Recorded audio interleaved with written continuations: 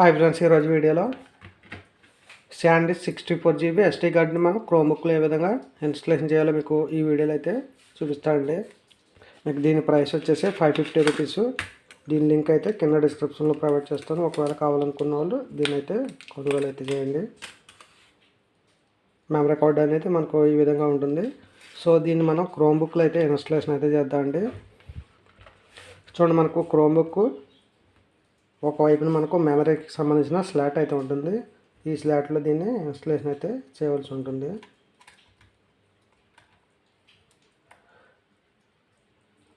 ఒకసారి మనం క్లిక్ చేసినట్లయితే మనకు ఇది ఇన్సర్ట్ అయితే అయిపోతుందండి.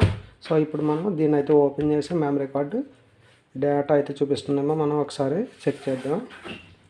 సో ముందుగా మనం ఇక్కడ లాంచర్పై క్లిక్ చేయండి. ఇక్కడ మనకు మై ఫైల్స్ అని ఉంటుంది. ఈ మై ఫైల్స్పై క్లిక్ చేస్తే దీని యొక్క స్టోరేజ్ డీటెయిల్స్ అయితే వస్తాయండి. చూడండి, మనకి ఇక్కడ ఎస్టీ కార్డ్ అని కనిపిస్తుంది కదా. సో మనం దీంట్లో అమర్చిన ఎస్టీ కార్డ్ వచ్చేసి ఇది.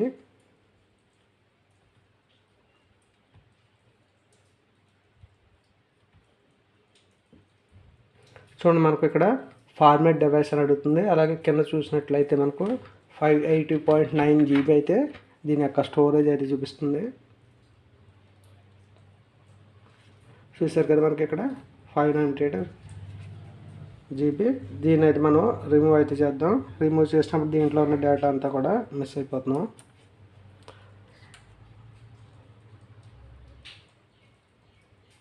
మరలా ఇన్సర్ట్ అది చేద్దామండి. చూడండి, మనకు మెమరీ కార్డ్ అనేది రెడీ అయిపోయింది. మరలా ఇక్కడ మీరు ఎస్టీ కార్డుపై క్లిక్ చేసినట్లయితే దీంట్లో ఉన్న డేటా అంతా కూడా మీరైతే చూడవచ్చు. ఓకే, ఈ విధంగా మనం మెమరీ కార్డ్ని అయితే ఎక్స్టెన్షన్ చేసుకుని మీ క్రోమ్బుక్ యొక్క స్టోరేజ్ అయితే పెంచుకోవచ్చు. దీంట్లో ఉన్న స్టోరేజ్ వచ్చేసి మనకు 16 GB స్టోరేజ్ మాత్రమే అండి. సో దానికోసం దీంట్లో నేను 64 GB ఒక మెమరీ కార్డ్ని అయితే యూజ్ చేసి దీని యొక్క స్టోరేజ్ అయితే ఈ విధంగా పెంచుకోవచ్చు. మీకు క్రోమ్బుక్ లేటెస్ట్ మోడల్ అయితే మీకు 512 GB వరకు సపోర్ట్ అయితే చేస్తుంది.